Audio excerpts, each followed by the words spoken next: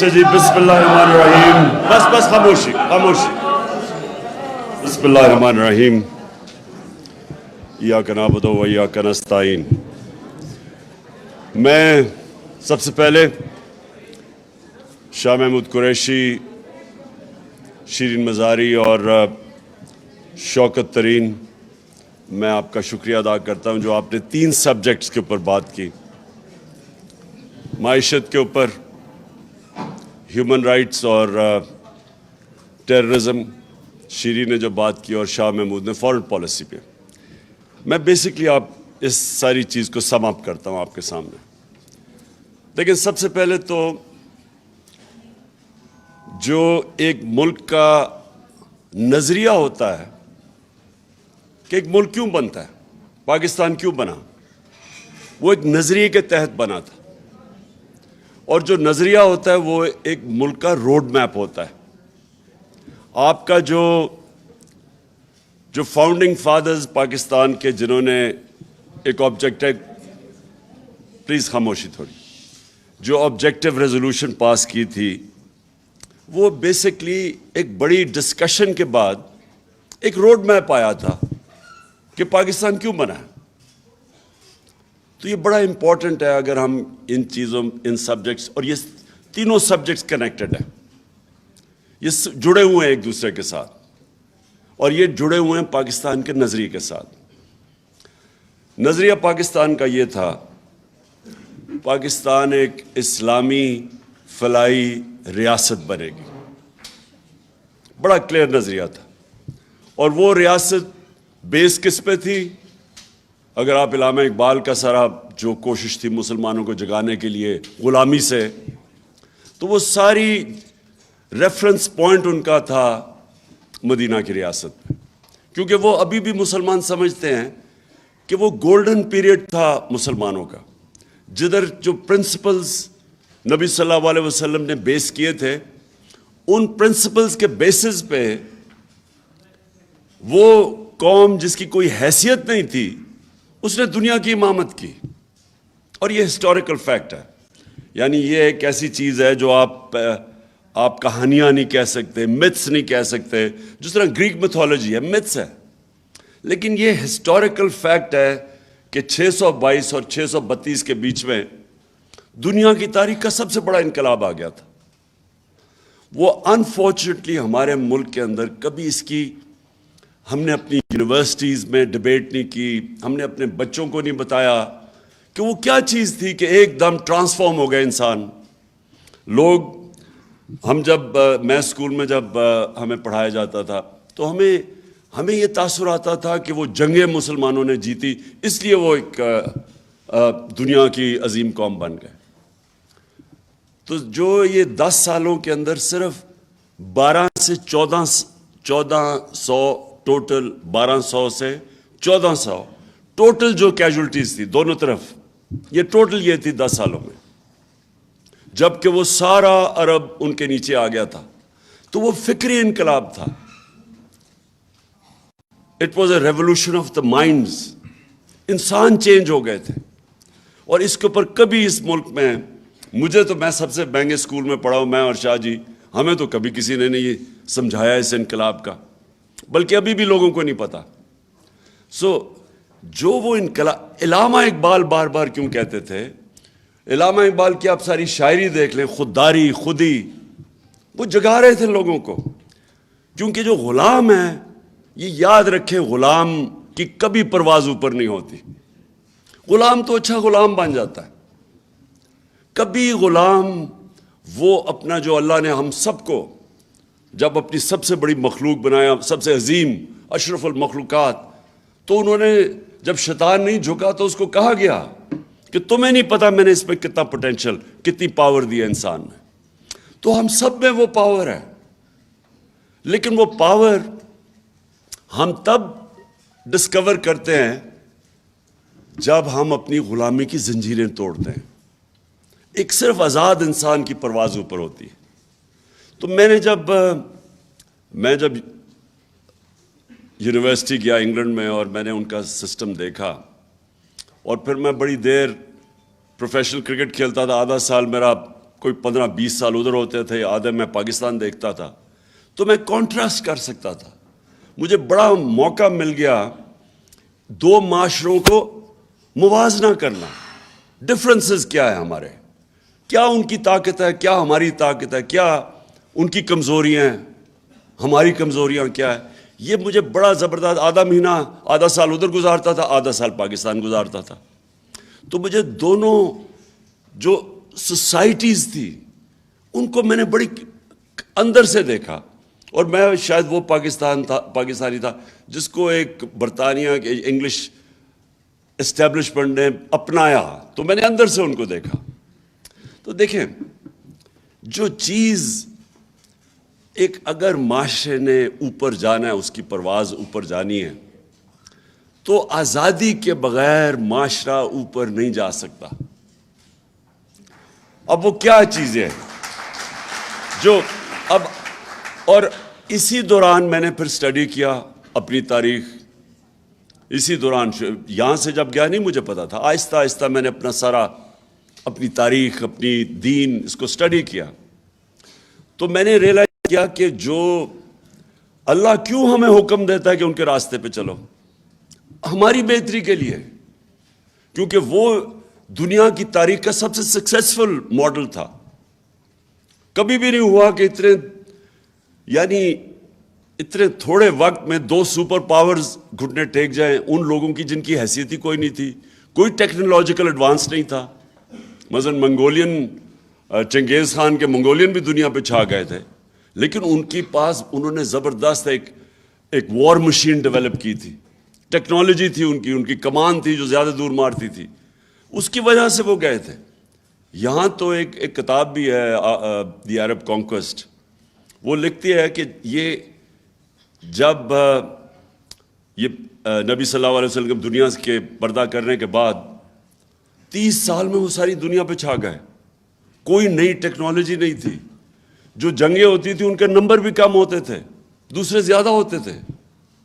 اور وہ کیونکہ ایک انگریز لکھ رہا ہے, وہ فینومینا اسٹڈی کر رہا تھا کہ کیا چیز تھی, کہ کیا ان کی موٹیویشن تھی. تو میں مجھے جو افسوس ہوتا ہے کہ ہم نے کبھی اس چیز کو اپنے بچوں کو بتایا ہی نہیں. میں نے رحمت اللہ عالمین اتھارٹی بنائی اسکالرز کی, تاکہ کریکولم ڈیولپ کریں ہمارے اسکول کے بچوں کے لیے, تاکہ بچے یہ سمجھے فینومینا. ہم اپنے بچوں کو بتائیں, کیونکہ آج یاد رکھیں, آج جو موبائل فون کی وجہ سے جو آج ہمارے بچوں کو مشکلات اور کنفیوژن کا سامنا کرنا پڑا ہے, جس طرح کا مٹیریل موبائل فون پہ اب ہے, اگر آپ اپنے بچوں کو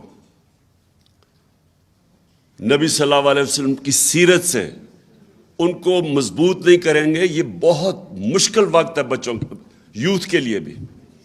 تو اس لیے میں نے یہ اتھارٹی بنائی کہ یہ ڈیبیٹ ہوگی یونیورسٹیز میں, ہماری اسکالرشپ اس کو اسٹڈی کریں گے اس فینومینا کو. اور یہ اس حکومت نے آ کے وہ بند کر دی اتھارٹی. یہی اگر یہ فینومینا اگر امیجن کرے ویسٹرن سویلائزیشن میں ہوا ہوتا تو ابھی پتہ نہیں کتنی فلمیں بن رہی ہوتی, کیا ہوتا, کتابیں لکھی جا رہی ہوتی. ان کے ہالی ووڈ کے اندر بتایا, کیونکہ کبھی بھی اتنے تھوڑے وقت پہ اتنے عظیم لوگ ہی نہیں آئے. یہ بھی ہسٹوریکل فیکٹ ہے. جو نبی کے ارد گرد تھا وہ ایک عظیم انسان بن گیا. حضرت بلال جو غلام تھے, انہوں نے 2 جنگوں کے اندر قیادت کی. انسانوں کو بدل دیا. میرا پوائنٹ سارا یہ ہے. اور انسان بدلتا ہے ذہن کے اندر, جب آپ اس کو آزاد کرتے ہیں, اس کو بڑا ضروری تعلیم دیتے ہیں, صحیح تعلیم دیتے ہیں. تعلیم بھی ہر کوئی تعلیم آزاد نہیں کرتی. اور تعلیم اور پھر انصاف.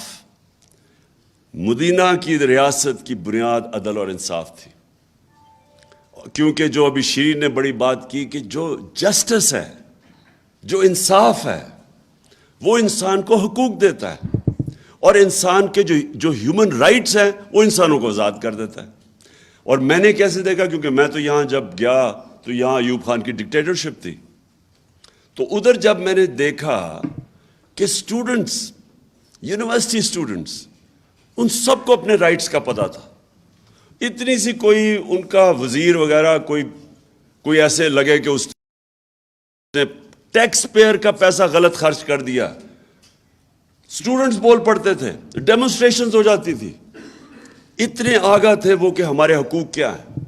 آزاد لوگ تھے، اور آزاد لوگ پریشر ڈالتے ہیں حکومت کے اوپر، اس کی جرت نہیں ہوتی کہ لوگوں کے حقوق کی خلاف ورزی کرے. آزاد قوم اپنے پروٹیکٹ کرتی ہے اپنے حقوق کو. اور آزاد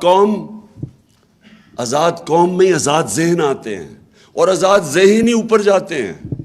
یہ جو انوویشنز ہوتی ہیں دنیا میں، ڈسکوریز ہوتی ہیں، انوینشنز ہوتی ہیں، یہ اوریجنل مائنڈز کرتے ہیں. غلام نہیں کر سکتے. غلام انتظار کرتے ہیں کہ جی ہمیں کوئی نئی بتایا جائے، جی نئی ٹیکنالوجی، اور ہم وہ اڈاپٹ کر لیتے ہیں. لیکن آزاد ذہن ڈسکوری کرتے ہیں. اور اسی لیے کتنے 100 سال تک سارے ٹاپ سائنٹسٹ مسلمان تھے، کیونکہ وہ آزاد انسان تھے. آپ جب ان کے حقوق، جو کلچر ڈیولپ ہوا تھا مدینہ کی ریاست میں، آپ رائٹس کا یہ دیکھیں کہ آج بھی آپ تصور نہیں کر سکتے کہ یہودی شہری حضرت علی رضی اللہ تعالیٰ سے کیس جیت جاتا ہے جب وہ خلیفہ ہوتے ہیں. آپ تصور کریں گے کہ آج بھی آپ یہ تصور کر سکتے ہیں کہ مائنورٹی جا کے ایک ہیڈ آف اسٹیٹ سے کیس جیت سکتی ہے کورٹ آف لاء میں. تو انہوں نے سب سے زیادہ ایمفسس انصاف پہ دیا اور رائٹس پہ. عورتوں کو لبریٹ کیا، جو پہلی دفعہ عورتیں جو اصل لبریشن رائٹس دیے ان کو، انہیریٹنس، پراپرٹی رائٹس. آج بھی پاکستان کے اندر 80% عورتوں کو، بیچاریوں کو پراپرٹی رائٹس نہیں ملتے، حالانکہ ہم نے قانون پاس کیا کہ انفورس کرنے کے لیے پراپرٹی رائٹس. لیکن وہ تب دے دیے تھے. یورپ میں کوئی 100-150 سال پہلے آئے تھے. اور پھر غلاموں کو آزاد کیا. بیسکلی وہ انہوں نے آزاد کیا تھا انسانوں کو، انصاف دے کے، رائٹس دے کے. اور سیکنڈلی فلاحی ریاست، جو بھی شیرین بات کر رہی تھی. دیکھیں، ویلفیئر اسٹیٹ کا کانسیپٹ پہلی دفعہ مدینہ کی ریاست میں آیا تھا. اور آج مجھے تکلیف ہوتی ہے، اور میں انگلینڈ میں نے پہلی دفعہ اپنی زندگی میں ایک ویلفیئر اسٹیٹ دیکھی. پہلی دفعہ ہم نے دیکھا کہ ایک آدمی، غریب آدمی ہے، اس کو مفت تعلیم مل رہی ہے، کوالٹی، اس کے بچے کو. عدالت میں جاتا تو لیگل ایڈ مل رہی ہے اس کو. بے روزگار ہوتا ہے تو اس کو ان امپلائمنٹ بینیفٹس مل رہے ہیں، پیسے مل رہے ہیں جب تک روزگار نہیں ملتا. ہسپتالوں میں جاتا ہے تو اس کو مفت علاج ملتا ہے. یہ میں نے پہلی دفعہ برطانیہ میں دیکھا تھا. تب سے میں نے فیصلہ کیا کہ ہمیں اللہ نے کبھی موقع دیا تو یہ تو ہماری مشن سٹیٹمنٹ ہے، اسلامی فلاحی ریاست. یہ تو پاکستان کی مشن سٹیٹمنٹ ہے.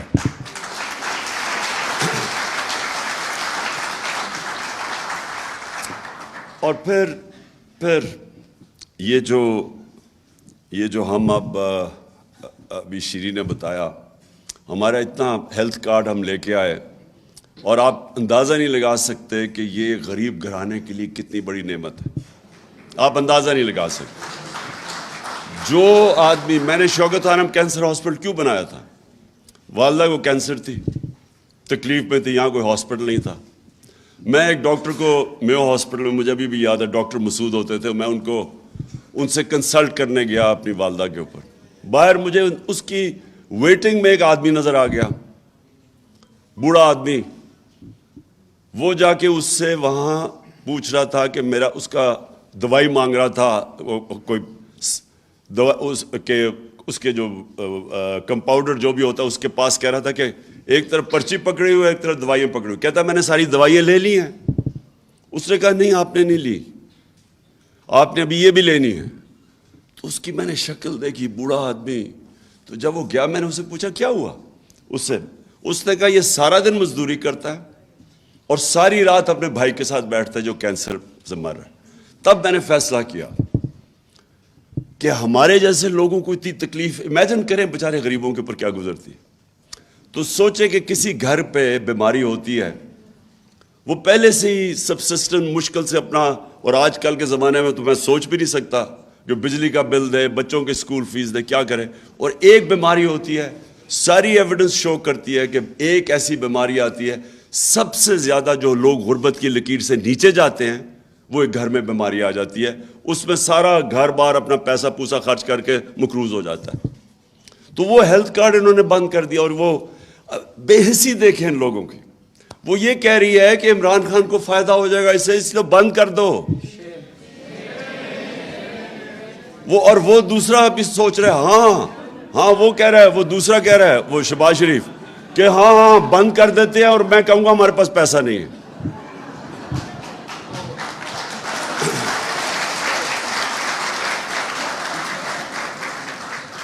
اچھا جی, دوسری چیز اکانومی. میں صرف اکانومی جو ہے نا جی, وہ کنیکٹڈ ہے فارن پالیسی کے ساتھ. میں سمجھتا ہوں یہ دونوں ساتھ کنیکٹڈ ہے. ہم نے فنڈامنٹل مسٹیک کیا کی, ہم نے یہ کیا, چلے ہم شروع میں ہمارے بڑے برے حالات تھے.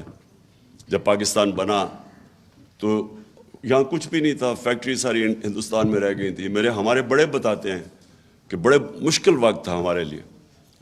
پتہ نہیں 40 لاکھ ریفیوجیز تھے یا کتنے ریفیوجیز آئے ہوئے تھے, یا ملک کے پاس اسٹرکچر نہیں تھا. بڑا لوگوں کا جذبہ بھی ہمیں بتاتے ہیں کہ کس طرح لوگوں نے کام کیا, مدد کی, کیسے ملک کو اٹھایا. لیکن ہندوستان سے خطرہ تھا, تو اس لیے ہم سیٹوں اور سینٹوں میں چلے گئے. امریکہ کے جو 2 بلاکس تھے کولڈ وار میں, ہم ادھر چلے گئے. چلے ٹھیک ہے, یہ ایکسیپٹ کر لیں کہ وہ ہم گئے, ہمیں ضرورت تھی, ہمارے پاس ہمارا 7 گنا بڑا نیبر تھا, اور وہ ہمیں خطرہ تھا اپنی ایگزسٹنس کا. اور پھر پاکستان نے ترقی بھی بڑی کی. 60s میں پرابلی پاکستان کا وہ واقعی ڈیکیڈ آف پروگریس تھا. بڑا ہماری بیوروکریسی انٹرنیشنل سٹینڈرڈ کی تھی. ہماری جو سول سروس تھی آؤٹ اسٹینڈنگ تھی تب. اور سول سروس اور اس نے اور جو اچیومنٹس ہیں ہماری آؤٹ اسٹینڈنگ, بلکہ یہ سارے علاقے کے اندر پاکستان کو مثال بنایا جاتا تھا 60s میں, جو ملک سب سے بہتر ڈیولپ کر رہا ہے. لیکن اس کے بعد کیا ہوا, ہمیں وہ ہمارا جو غلط راستے پہ ہم نکل گئے. ہم نے بجائے یہ سوچنے کے کہ ہم اپنے آپ کو انڈسٹریلائز کریں گے, جو 60s میں ہو رہا تھا, نیشنلائزیشن آ گئی 70s میں, انڈسٹریلائزیشن چوک ہو گئی. ہمارے بینکرز بڑی کوالٹی کے تھے. BCCI بن گیا جب انڈسٹریلائز کیا, اور BCCI دنیا میں کوالٹی کا بینک بن گیا. تو ہمارا ملک اس وقت اوپر جا رہا تھا, غلط طرف چلے گئے. ویلتھ کریشن ختم کر دی نیشنلائزیشن سے. اور اس کے بعد جو 80s میں ہم نے یہ سوچا کہ ہم اگر کسی اور کی جنگ یا ان میں شامل ہو جائیں تو اس سے ہمیں ڈالرز ملیں گے. یہ جو ہم ایڈ کے اوپر ڈپینڈنٹ ہوئے, اس نے سب سے بڑا ظلم کیا, کیونکہ یہ دونوں کنیکٹڈ ہے. فورن پالیسی کے اندر بھی آزادی جانی شروع ہوگی جب ایڈ کے اوپر آپ ڈپینڈنٹ ہو جائے, اور جو ہم نے اپنے پیر پہ کھڑا ہونا تھا ہم ہوئے نہیں. دیکھیں, ایک قوم جب تک اپنے ملک کے اندر ویلتھ کریشن نہیں کرتی, اپنے خرچے خود نہیں اٹھاتی, تو وہ تو تھوڑی دیر کے بعد, وہ مقروض ہونے کے بعد غلام بن جائے گی. اس کی آزادی تو جہاں نہیں ہے. اور آپ کی فارن پالیسی کنیکٹڈ ہے آپ کی اکانومی کے ساتھ. جو ہم نے نیشنل سیکورٹی پالیسی جو لیٹسٹ بنائی تھی, اس میں ہم نے دونوں کو کنیکٹ کر دیا کہ صرف فوج نہیں آپ کو بچا سکتی. جب تک آپ کی اکانومی سسٹینیبل نہیں ہے اور اپنے پیر پہ نہیں کھڑا ہوتی, آپ نہیں آزاد فیصلے کر سکتے. لیکن میرا ایک اور, جب ہماری باری آئی گورنمنٹ میں, تو ہم نے یہ فیصلہ کیا کہ ہم نے اب ایک انڈیپینڈنٹ فارن پالیسی کی طرف جانا ہے, اور ہر وہ چیز کرنی ہے جیسے پاکستان میں ویلتھ کریشن ہو. اس کا مطلب ایکسپورٹس بڑھانی ہے. اور یہ ابھی جو شوکت علی نے بتایا کہ یہ جو وزٹ آیا ہے لنڈن سے, اس نے 5 سال کے اندر ایکسپورٹس تو بڑھی نہیں. تو یہ اس کی کیا قابلیت تھی کہ اگر ملک کے اندر آپ نے اپنی آمدنی نہیں بڑھائی. دیکھیں, فائنانس منسٹر کا کیا کام ہوتا ہے, اس کا یہی ہوتا ہے نا, بتانے کے لیے اپنی آمدنی بڑھائے اور خرچے پورے کرے. سمپل ٹرمز میں بتائے نا, یہ کوئی باقی آپ اکنامک ٹرمز اور جاگن استعمال کریں گے, لیکن بیسکلی جو آپ سب جانتی ہیں, جنہوں نے خواتین بیٹھی ہیں, جنہوں نے گھر کے خرچے پورے کرنے, ان کو بتاتے ہیں کہ یہ ہماری آمدنی ہے, یہ خرچے ہیں, اب آپ نے بیلنس کرنا ہے. تو بیلنس کرنے کے لیے جو آپ کی جب تک آپ ایکسپورٹس نہیں بڑھائیں گے تو پیسہ کدھر سے آنا ہے؟ اور یہ کون مین، یہ جو آدمی ہے یہ کون مین ہے، کیونکہ یہ تو بہت بڑا فراڈ ہے. اس فراڈ نے، آپ یہ سوچیں کہ 5 سال اگر ہماری ایکسپورٹس ہی نہیں بڑھی تو اس کا کمال کیا ہے کہ جو اس کو اب لے کے آ رہے ہیں. اس نے صرف یہی نہیں کیا ایکسپورٹس نہیں بڑھی، ہماری ایکسپورٹس بھی نہیں بڑھی، اور جو بنانزا آنا تھا کہ تیل کی قیمت آدھی تھی، جب ہمیں گورنمنٹ ملی ہے ہمارا کتنا 37%، کتنا ہمارا تیل پہ جاتا ہے خرچہ؟ 37.5% جو ہمارا امپورٹ بل ہے وہ تیل سے ہے. تو جب تیل آدھی قیمت پہ تھا تو ہونا تو چاہیے تھا کہ ہمیں اپنے ریزروز بلڈ کرنے چاہیے تھے، ہمیں اپنی ایکسپورٹ بڑھانی چاہیے تھی. اس نے کیا کیا؟ اس نے روپے کو اوور ویلیو کیا. اور میری تھیری ہے اس کے اوپر، اوور ویلیو اس لیے کیا کیونکہ یہاں سے یہ روپیوں کو ڈالر پہ چینج کر کے باہر بھیج رہے تھے تو زیادہ ڈالر آتے تھے، کیونکہ اس کی کوئی اکنامک سینس تو نہیں ہے. آپ کی انڈسٹری بند ہو رہی ہے، ٹیکسٹائل فیصل آباد میں جاؤ تو وہاں وہ ریل اسٹیٹ میں چلے گئے انڈسٹری بند کر کے. تو انڈسٹری کے ایکسپینس پہ، ایکسپورٹس کے ایکسپینس کے اوپر آپ نے روپیہ کے نیچے رکھا ہوا ہے. ایکسپورٹس اسے رک گئی، انڈسٹری آپ کی جو ویلتھ کریٹ کرتی ہے وہ رک گئی، بلکہ بند ہونی شروع ہو گئی. تو کیا وجہ ہوگی پیچھے؟ میں سمجھتا ہوں کہ یہ ہے ہی کرپٹ مافیا. ان کی کوشش ہی یہ ہے کہ میکسیمم یہاں سے پیسہ چوری کر کے باہر لے جاؤ. کوئی دنیا میں مثال نہیں ہے کہ سارا ٹبر باہر بیٹھ گیا جا کے. پاکستان میں گورنمنٹ کر کے لوٹنے کے لیے آتے پھر باہر چلے جاتے. اس کی کوئی مثال نہیں ہے. مجھے کوئی بنانا ریپبلک بھی بنائے جدھر اس طرح کا مذاق ہو رہا ہے، اور وہ جیسی ان کی پتہ چلے چوری پکڑنی ہے باہر بھاگ جاتے ہیں. مشرف کے دور میں بھی وہ باہر بھاگ گیا، این آر او لے کے واپس آ گیا. 10 سال چوری کی، پیسہ باہر لیا، جب پکڑے جانے لگا پھر باہر بھاگ گیا، اور اب این آر او لے کے پھر پاکستان آ گیا. مجھے تو حیرت ہوتی ہے کہ ہمارے یہ جو لوگ ملک کے محافظ ہیں، کیا ان کو نہیں نظر آ رہا کہ ملک کے ساتھ کیا ہو رہا ہے؟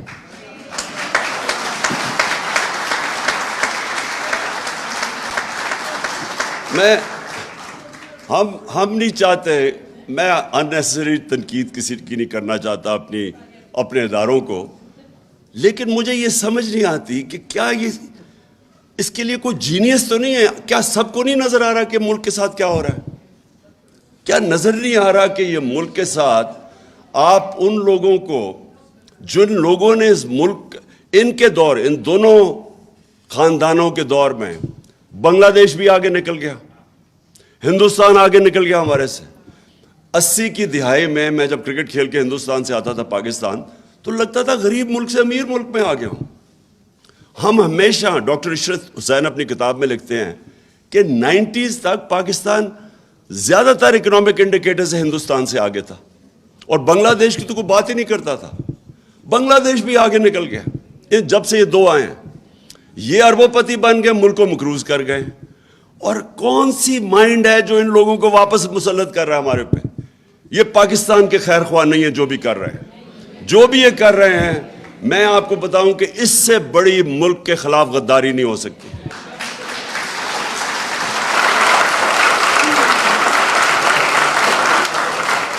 اور تو اور چھوڑیں.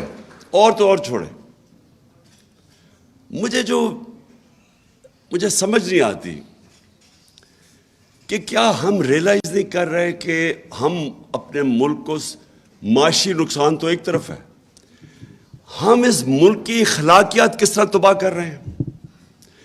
مولانا رومی کی بڑی فیمس سیئنگ میں بار بار ریپیٹ کرتا ہوں کہ انہوں نے سے پوچھا قوم کیسے مرتی ہے؟ انہوں نے کہا قوم تب مرتی ہے جب اچھے برے کی تمیز ختم کر دیتی ہے. یعنی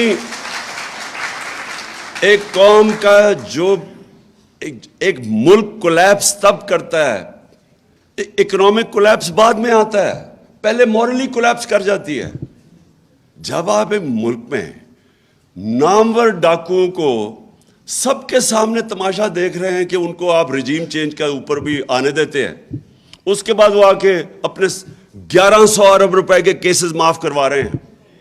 امیجن کریں، لوگوں کی کمر ٹوٹی ہوئی ہے اس وقت مہنگائی سے، اور انہوں نے 1100 ارب روپے کے کیسز معاف کروا رہے ہیں. اور پھر آتے ساتھ ہی وہ اس کو اتنی شرم نہیں آتی مریم کو کہ میرے داماد کو ہندوستان سے مشین منگوا دو.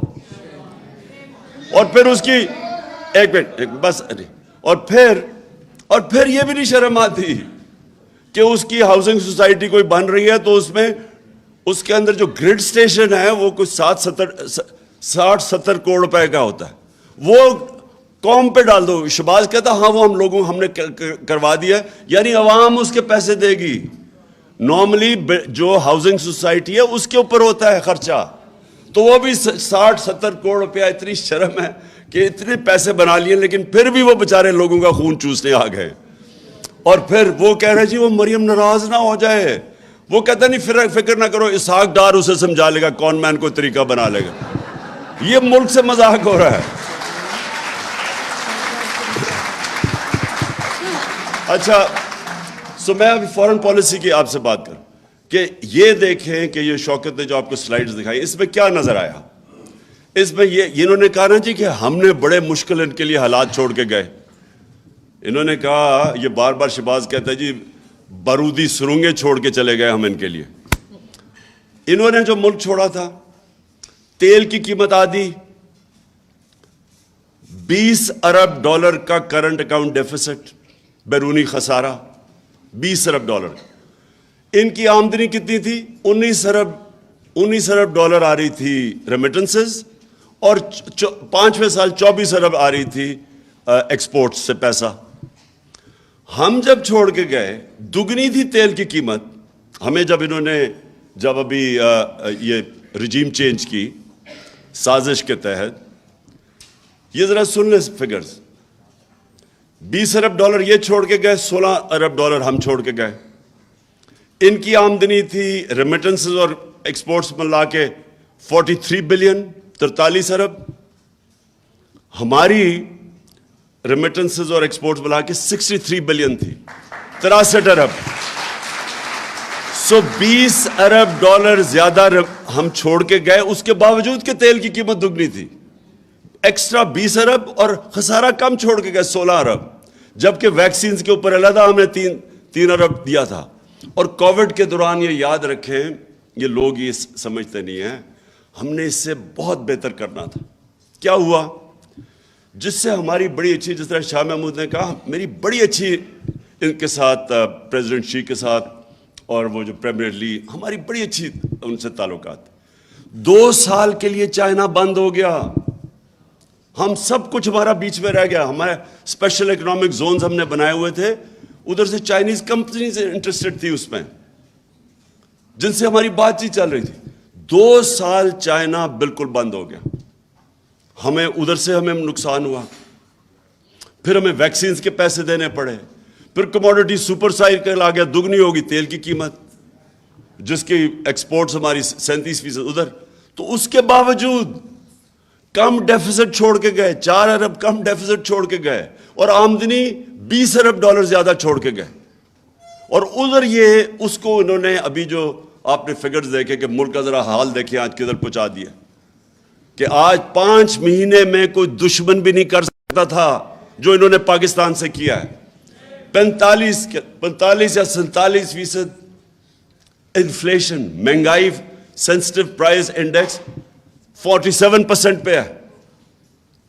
جو ہماری ایکسپورٹس ہے وہ ڈکلائن کر رہی ہیں, اور ریمیٹنسز کیونکہ گیپ اتنا بڑا ہو گیا ہے ایکسچینج ریٹ میں, جو آفیشیل اور جو مارکیٹ میں ہے اس کا گیپ بڑھ گیا, ریمیٹنسز گرنے والی ہیں. تو یہ ملک کو آپ کدھر دھکیل رہے ہیں. وہ شہباز شریف جا کے اگر اس کی اگر آپ وہ انٹرویو دیکھ لینا, وہ جو اس نے وہ بلومبرگ والی عورت کو دیا ہے, میں نے اس سے زیادہ ہے آپ کے پاس. یہ ایک منٹ پھر سے شروع سے, ایک منٹ پہلے شروع سے لگا. میں صرف یہ کہہ رہا ہوں, یہ ذرا غور سے دیکھیں کہ یہ پاکستان کا پرائم منسٹر, اچھا چلے یہ بائیڈن کے سامنے نہیں ہے, یہ بیچاری اینکر ہے, ذرا وہ اسے دیکھیں کہ اس کو ترس دلا رہا ہے کہ میں مارا گیا, لٹ گیا, مارا گیا, مجھے بتا دو ہے نہیں ہے.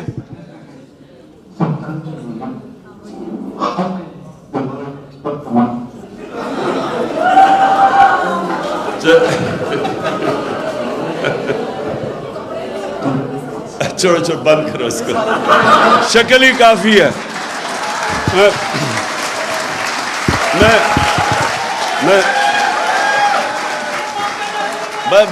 بس میں ایک منٹ, بس میں اب اس کی صرف شکل دیکھ لیں. مارے گئے, ہم لٹ گئے, خدا کے واسطے ہماری مدد کرو, پیسے دے دو نہیں تو پاکستانی تباہ ہو جائے گا, ہمارا ملک بکھر جائے گا.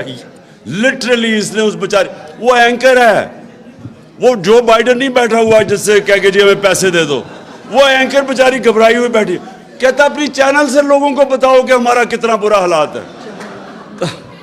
اینی اچھا جی, آخر میں آپ کو فورن پالیسی کا یہ کہنا چاہتا ہوں. دیکھیں, جب یہ قوم ارادہ کرتی ہے, یہ قوم جب ارادہ کر لیتی ہے کہ ہم نے اپنے پیر پہ کھڑا ہونا ہے, آپ 22 کروڑ پاکستانی ہیں, میں آپ کو یقین دلاتا ہوں کہ یہ قوم, اللہ نے اتنی یہاں نعمتیں دی ہیں.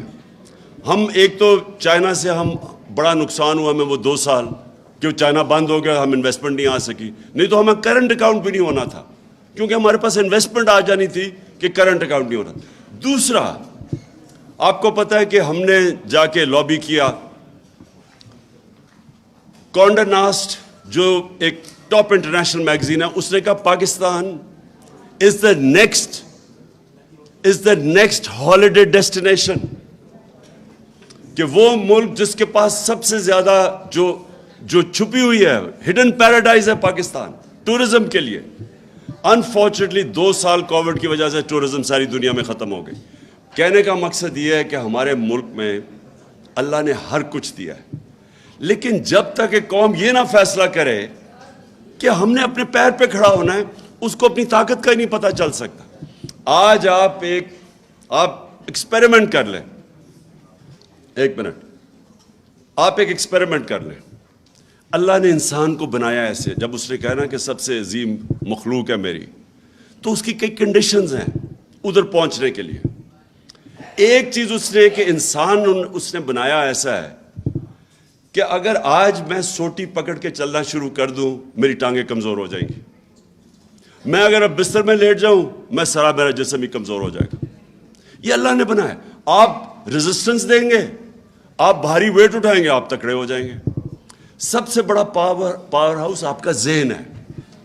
جب ایک انسان فیصلہ کر لیتا ہے نا کہ میں نے یہ کرنا ہے, دنیا کی تاریخ جو لوگوں نے بڑے بڑے کام کیے ہیں, وہ پہلے مینٹلی فیصلہ کرتے ہیں, پھر وہ ایک ہی پلان بناتے ہیں, پلان اے. کوئی ان کا پلان بے نہیں ہوتا, میں ادھر تک پہنچنا ہے چاہے میری جان چلی جائے.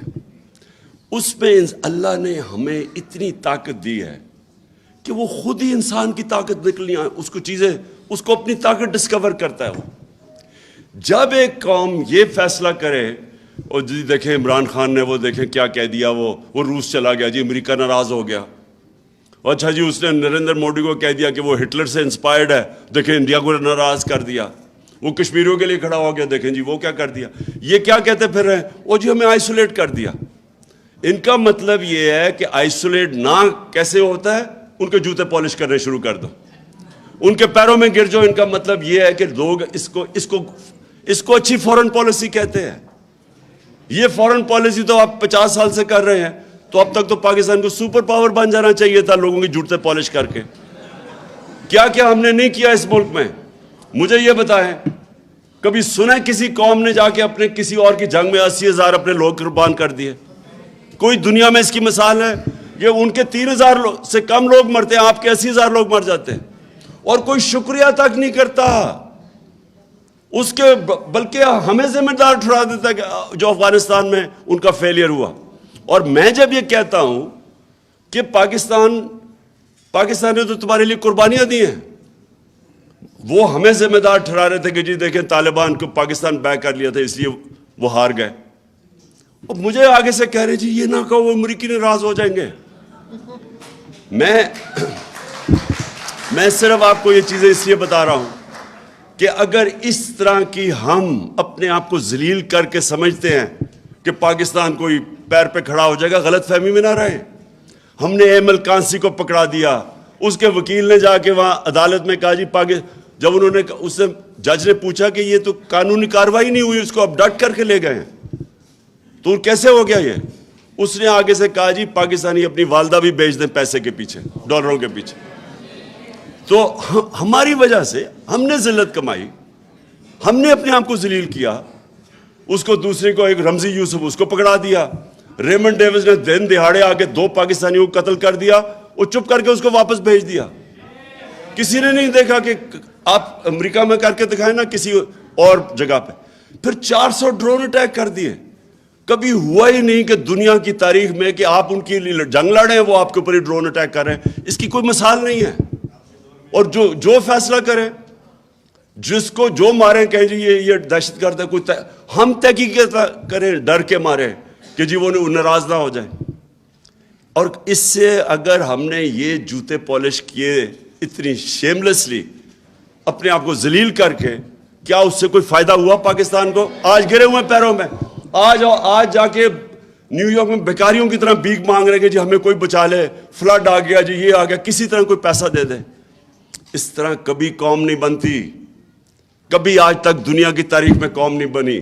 میں بار بار مدینہ کی ریاست کی اس لیے مثال دیتا ہوں, وہ پہلے دن مدینہ کی ریاست ہی بن گئی تھی. انہوں نے جدوجہد کی تھی, انہوں نے مل کے کمیونٹی نے 2 جنگوں کے اندر, جنگ احد اور خندق کے اندر, تو امہ کو خطرہ تھا کہ وہ بچیں گے بھی یا نہیں. فاقے کیے انہوں نے جب انہوں نے سیج کی ہوئی تھی مدینہ کی. نبی صلی اللہ علیہ وسلم نے 2 پتھر پیٹ پہ باندھ کے کام کر رہے تھے, وہاں قربانیاں دے رہے تھے. قومیں قربانیاں دے کے بنتی ہیں, بیکاریوں کی طرح بھیک مانگ کے جوتے پالش کر کے کوئی قوم نہیں بنی آج تک. اور آپ کی فورن پالیسی ریفلیکٹ کرتی ہے.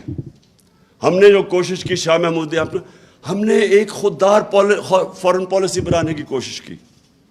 ہم نے ان کو بتایا, اور بائی دا وے امریکنوں نے بار بار سگنلز دیے کہ جی یہ تو بدل گیا پاکستان. انہوں نے ہمیں میسیجز دی کہ جی یہ تو it's not business as usual. اور وہ میں آپ کو یہ بھی بتاؤں, میں ویسٹرن مائنڈ سب سے بہتر سمجھتا ہوں. وہ آپ کی عزت کرتے ہیں جب آپ اپنے نیشنل انٹرسٹ کے لیے کھڑے ہوتے ہیں. میں جب صدر پوٹن کے ساتھ بیٹھا 3.5 گھنٹے, میری بڑی لمبی بات ہوئی, بڑی باتیں ہوئی. میں اس سے یہ بھی میں پوچھا, میں نے کہا مجھے بتاؤ باقی جو ورلڈ لیڈرز تھے, جو کیونکہ یہ تو بہت سب کو ملا ہوا ہے 20 سال سے, تو میں اس کے ویوز پوچھا. میں نے کہا فلانا کا بتاؤ, اس کا بتاؤ, اس کا بتاؤ, کیونکہ 3.5 گھنٹے ہو گئے تھے اور بھی بات کرنی تھی میں. تو میں نے اس سے پوچھا اردوغان کا. اب یہ سنے ذرا. اس نے کہا اردوغان کا کہ دیکھیں یہ کئی دفعہ میں اسے, یہ ہماری پالیسیز میں کلیش ہوتے ہیں, یہ میری پالیسی مانتا نہیں ہے, لیکن میں اس کی عزت کرتا ہوں. کیوں؟ کیونکہ یہ اپنے ملک کے انٹرسٹ کے لیے کھڑا ہے.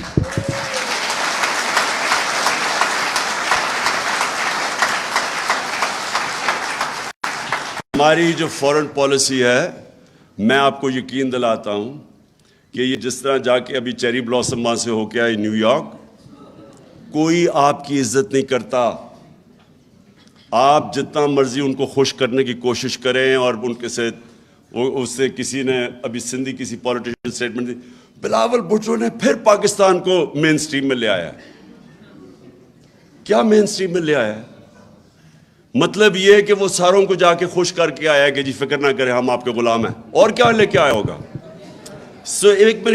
ایک چیز تو میں یہ کہنا کہ کیا کوشش کر رہا ہوں. دیکھیں جب آپ اپنے نیشنل انٹرسٹ کے لیے کھڑے ہوتے ہیں, دوسرے سمجھ جاتے ہیں, ان کو پتہ ہوتا ہے کہ اپنے نیشنل انٹرسٹ کے لیے کھڑے.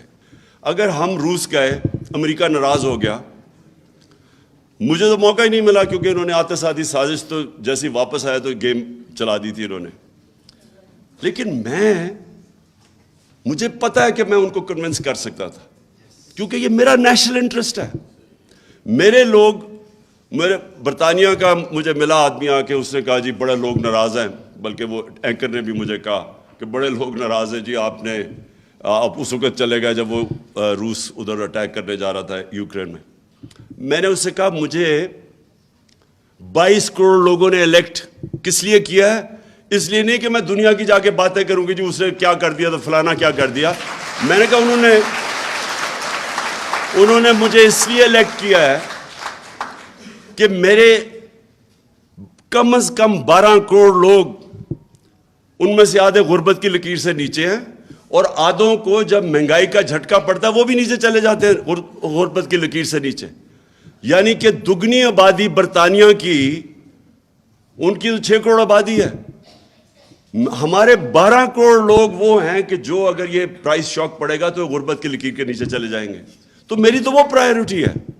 میں نے کہا تمہارے ملک میں مصیبت پڑ گئی ہے، مہنگائی آئی ہے، اور ان کے ملک میں کیا مصیبت؟ وہ کتنے اربوں ڈالر دے رہے ہیں اپنے لوگوں کو، اب سبسڈائز کر رہے ہیں، یہ انرجی کاسٹ سبسڈائز کر رہے ہیں، لیکن ان کے تو لوگوں کی سٹینڈرڈ آف لیونگ نیچے جاتی ہے. ہمارے لوگ 2 وقت کی روٹی نہیں کھا سکتے. تو میری تو وہ پرائیورٹی ہے. اور میں نے تو ہر ورلڈ سٹیج پہ یہ کہنا تھا کہ ہمیں اپنی جنگوں میں نہ شامل کرو. میں نے نے کہا آپ کشمیر کے اندر کوئی ہماری مدد کرنے آتے ہو؟ جو ہندوستان سارے انٹرنیشنل قوانین کی وائلیشنز کر رہا ہے. 1 لاکھ کشمیری مر چکا ہے، شہید ہو چکا ہے. 1 لاکھ کشمیری 30 سالوں میں 35 سالوں میں شہید ہو چکا ہے. کبھی آپ نے ان کی کبھی سوچا ہے؟ تو آپ کہہ رہے ہیں ہم تمہاری جنگ میں آ کے فیصلے آپ کی سائڈ پہ کھڑے ہو جائیں. اور وہ سمجھتے ہیں، یہ ڈیموکریٹک سوسائٹیز اس چیز کو سمجھتی ہیں. اور ہمیں اگر یہ جو یہاں بدقسمتی سے غلام ذہنیت ہے لوگوں کی، ان کو اس چیز کی سمجھ نہیں آتی. جو لوگوں کی ملکوں کی عزت، پہلے تو اپنے نیشنل انٹرسٹ کے لیے کھڑے ہو، اور سیکنڈلی جب آپ قوم اپنے پیر پہ کھڑی ہو جاتی ہے پھر وہ سب کچھ کر سکتی ہے. 22 کروڑ لوگ ہیں ہمارے لیے کوئی مشکل. میں آپ کو یقین دلاتا ہوں جتنا پیسہ پاکستانیوں کے پاس ہے کوئی مشکل نہیں ہے، ہم اپنا قرضے واپس کر سکتے ہیں. لیکن قوم بننا سب سے پہلے، اپنے پیر پہ کھڑا ہونا اس کے بعد، خوددار قوم بننا، پہلے اپنی عزت کروانا، پھر دنیا عزت کرے گی. جو قوم اپنی عزت نہیں کرتی کوئی اس کی عزت نہیں کرتا. اور میں آخر میں شیرین ایک ختم کرتا ہوں. دیکھیں یہ جو پاکستان میں ہوا نا، ابھی پاکستان میں، باہر چلے جاؤ نا، باہر جا کے باتیں کرو. پاکستان میں کیا ہوا؟ ایک فیصلہ ہوا رجیم چینج کا، چلیں جی چینج ہو گئی رجیم.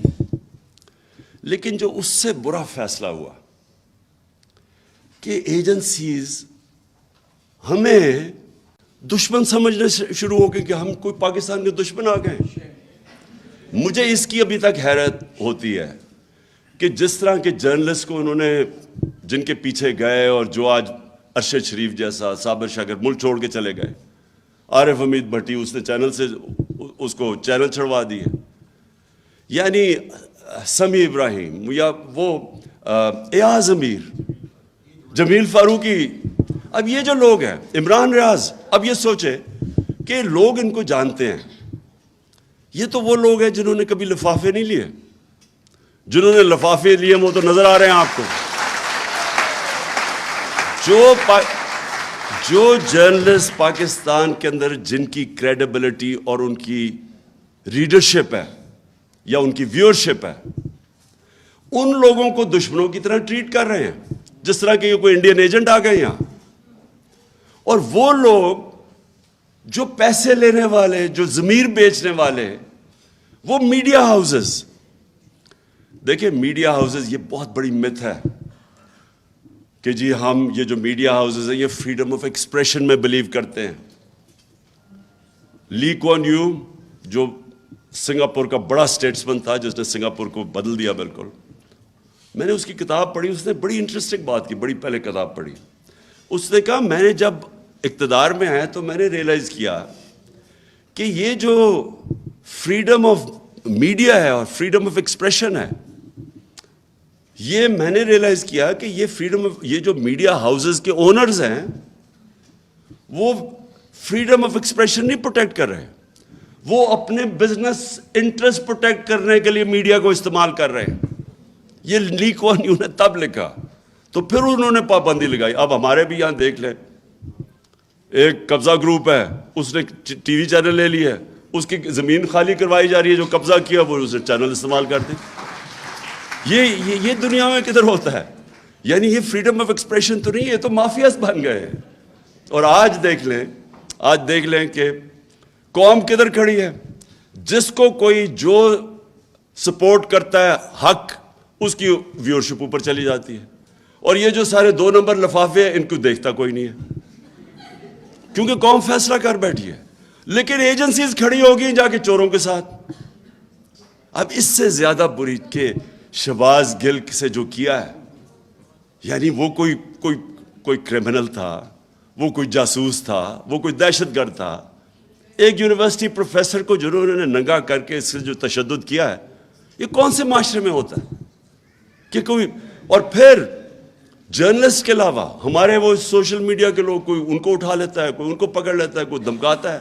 ارسلان ہمارا جو سوشل میڈیا میں ہوتے تھے ہیڈ جو تھے, اس کے گھر 15-20 لوگ گھس گئے, ان کو ساروں کو دھمکیاں دیں. اس کے ایک ہی بیچارہ, وہاں عورتیں تھیں, ساروں کو ڈرایا. ایک بیچارہ نوجوان تھا, اس کو بری طرح مارا انہوں نے.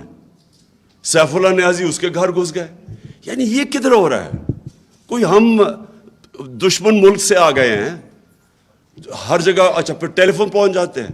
کوئی ایک آیا مجھے, اس نے کوئی یونیورسٹی میں انوائٹ کرنا تھا, پرائیویٹ یونیورسٹی تھی. وہ میرے ابھی گھر سے باہر ہی نکلا, اس کو دھمکی آ گئی کہ اگر تم نے عمران خان کو بلایا تو پھر یہ ہو جائے گا, وہ ہو جائے گا. یعنی یہ کون سے ملک میں یہ مذاق ہوتا ہے؟ اور یہ اچھا, اور میں اس لیے اپنی قوم کو کہتا ہوں کہ یہ وقت ہے ان کے خلاف کھڑا ہونا. یہ جو نامعلوم کال سے آ کے ڈرانا دھمکانا ہے, اس کو واپس ڈرائے ہوں. ان کے اندر کوئی یہ نہیں آپ کے ساتھ کھڑے ہو سکتے. آپ کا بس دیکھیں, آپ کا آئین آپ کو پروٹیکشن دیتا ہے, اس ملک کا قانون آپ کو پروٹیکشن دیتا ہے. آپ کو پتہ ہونا چاہیے کہ یہ آپ کے فنڈامنٹل رائٹس کی وائلیشن ہے, اور قوم اپنے رائٹس پروٹیکٹ کرتی ہے. میں آپ کو شروع میں بتایا تھا کہ جب میں برطانیہ گیا تو وہاں نوجوان ہمارے ساتھ یونیورسٹی والے, سب کو اپنے رائٹس کا پتہ تھا. کبھی وہ کسی نے بتی شام کو جلائی ہوئی اور پولیس والے نے روک دیا رات کو یونیورسٹی میں, تو میں دیکھا وہ ایسے کھڑے ہو کے آگے بولتے تھے کہ واہ. اور آزاد لوگ تھے, آزاد قوم تھی, اس لیے اس کو پتا تھا غلاموں کے رائٹس نہیں ہوتے. اور آپ نے اپنے رائٹس کے لیے قوم نے کھڑا ہونا ہے. یہ نامعلوم نمبر سے جو نانسنس ہے, آپ کو ان کے ساتھ بات کرنی پڑے گی کہ تم ہو کون, تم ہمارے ٹیکس کے پیسے کے اوپر تنخواہ پہ چل رہے ہو. تمہیں کس نے رائٹ دیا ہے کہ ایک ملک کے شہری, جو ہم ہیں اس قوم کے شہری, ہم ٹیکس دیتے ہیں, ہمارا ڈیموکریٹک رائٹ ہے, میرا آئین رائٹ دیتا ہے مجھے. تم ہو کون؟ ایک تنخواہ دار آدمی مجھے میرے ٹیکس کے پیسے سے کام کر رہا ہے, اس کو پیسے مل رہے ہیں, اور مجھے ہی دھمکیاں دے رہا ہے کہ تم یہ نہ کرو, تم وہ نہ کرو. تم کون ہو؟ آئین مجھے پروٹیکشن دیتا ہے, آپ کا قانون آپ کو پروٹیکشن دیتا ہے. اور یہ میں ساری قوم کو کہنا چاہتا ہوں کہ دیکھیں, قوم تب تک غلام رہے گی جب تک وہ غلامی قبول کر لے گی. جس دن جو علامہ اقبال کی ساری اگر آپ شاعری پڑھیں تو وہ غلاموں کو جگا رہے تھے, خودی کو جگا رہے تھے, خودداری کو جگا رہے تھے. وہ شاہین کہہ رہے تھے کہ شاہین تو جب تک زنجیریں نہیں ٹوٹتی نہیں اوپر نہیں جا سکتا. وہ جو مولانا رومی کہتے ہیں کہ جب اللہ نے تمہیں پر دیے کیوں زمین پہ چونٹیوں کی طرح رینگ رہے ہو. جب تک آپ کے پر نہیں ہوں گے, جب تک آپ یہ زنجیریں نہیں توڑیں گے. اور یہ زیادہ تر ذہن میں ہے, خوف پہ. وہ جو ڈرا دیا اس نے, میں یہ کر دوں گا, کچھ نہیں کر سکتا آپ کا کوئی. جب قوم فیصلہ کر لیتی ہے کوئی اس کے سامنے نہیں کھڑا ہوتا. اور آج آخر میں تو بڑا خوش ہوا ہوں کہ شہباز شریف کے آفس سے پتہ چلا ہے کہ جناب اس نے عمران خان اور اعظم خان کا کانورسیشن اس نے ٹیپ آج ریلیز کر دی ہے. پہلے تو آپ کو پتہ ہونا چاہیے یہ آفیشیل سیکرٹ ایکٹس کے خلاف ہے, میں سوچ رہا ہوں کہ اس کے اوپر اس چیز میں اس کو عدالت میں لے کے جاؤں, یا وہ 16 ارب کے کیسز جو اس نے 4 آدمی تو مر چکے ہیں نا, مقصود چپڑاسی بھی مر چکا ہے, 3 اور جو گواہ ہیں وہ بھی مار دیے ہیں, ایک وہ جو ڈاکٹر رضوان ہے وہ بھی بیچارہ انویسٹیگیٹر وہ بھی. تو ہمیں تو سمجھ نہیں آتی شروع کدھر سے کریں. ان کے اوپر اتنی کتابیں ان کی چوریوں اور جرموں پہ. لیکن میں یہ کہتا ہوں کہ اچھا چلو, اچھا ہی ہے کہ تم نے سائفر کو لے ہی آئے ہو, اب پبلک کر دو سائفر, قوم کے سامنے لے آؤ, قوم کے سامنے لے آؤ کہ ایک امریکی under secretary of state Donald Lu ایک پاکستان کے ایمبیسڈر کو کیا زبان استعمال کر رہا ہے, کس تکبر سے کہہ رہا ہے کہ اگر تم نے اپنے پرائم منسٹر کو عدم اعتماد کی اس میں نہ تم نے اس کو ہٹایا تو پاکستان کے اوپر بڑے کانسیکوینسز ہوں گے, اور اگر تم نے ہٹا کے اس کو چیری بلاسم کو لیا تو معاف کر دیا جائے گا پاکستان کو. یہ سائبر میں یہ لکھا ہوا ہے, چیری بلاسم میں نے خود ایڈ کر دیا ہے. مطلب تو یہی ہے نا اس کا کہ عمران خان کو ہٹا کے تو یہ پہلے سے اچکن سلوا کے بڑی دیر کی انتظار کر رہا تھا یہ. تو یہ میں آج چاہتا ہوں کہ یہ آپ سائفر کو پبلک کے اندر لے آئیں. جو ڈونلڈ لو نے باتیں کی تھی ہمارے اسد مجید کے ساتھ, ہمارے ایمبیسڈر کے ساتھ, وہ ساری قوم کو اب پتہ چلنا چاہیے کہ وہ کس طرح پاکستان کو دیکھتے تھے, کہ ہمیں کس طرح وہ دیکھ رہے ہیں جیسے کہ ہم ان کے کوئی غلام ہیں. میں آخر میں پھر آپ سب کا شکریہ ادا کرتا ہوں. میں پھر سے کہتا ہوں کہ یہ پاکستان کی تاریخ میں ایک فیصلہ کن وقت ہے, یہ فیصلہ کن وقت ہے. میں نے فیصلہ کیا کہ میں نے کبھی ان چوروں کو قبول نہیں کرنا, کبھی میں یہ چاہے یہ نااہلی کے اوپر, اچھا ایک اور وہ جتنا گھٹیا چیف الیکشن کمشنر ہے نا, اس سے زیادہ میں نے گھٹیا آدمی نہیں دیکھا. آپ یہ سوچیں کہ یہ حکم لے رہا ہے, کس سے حکم لے رہا ہے؟ بگوڑا, جھوٹا, کرپٹ اور نہیں نااہل نہیں, سزا یافتہ ایک چور سے آرڈرز لے رہا ہے کہ جناب کس دن ہمارے وہ ریزگنیشن ایکسیپٹ کرنے ہیں. جو میں کہتا تھا یہ ثابت ہو گیا کہ یہ ان کا نوکر ہے, یہ شریف خاندان, اور یہ ساری جو اس نے ڈرامے کیے ہیں مجھے نااہل کرانے کے لیے, وہ لندن میں بیٹھا ہوا مفرور ڈاکو اس کے کہنے پہ کر رہا ہے. اس کے اوپر خیر اس کے اوپر تو ہم نے آگے بھی چلنا ہے, کیونکہ اس میں اتنی تو شرم نہیں کہ خود ہی استعفیٰ دے دے اس لیٹسٹ آڈیو لیکس کے بعد. لیکن انشاءاللہ اس کو ہم عدالت میں بھی لے کے جائیں گے. لیکن میں یہ آپ کو آج سب کہہ دوں قوم کو کہ دیکھیں یہ وہ وقت ہے جو ساری قوم نے فیصلہ کرنا ہے. اب آپ کے سامنے 2 راستے آ گئے ہیں, یا ان چوروں کے نیچے اور ان کے وہ نااہل اور پھٹے ہوئے بچوں کے نیچے باقی زندگی گزارنی ہے, اور یا حقیقی آزادی کے لیے پاکستان کی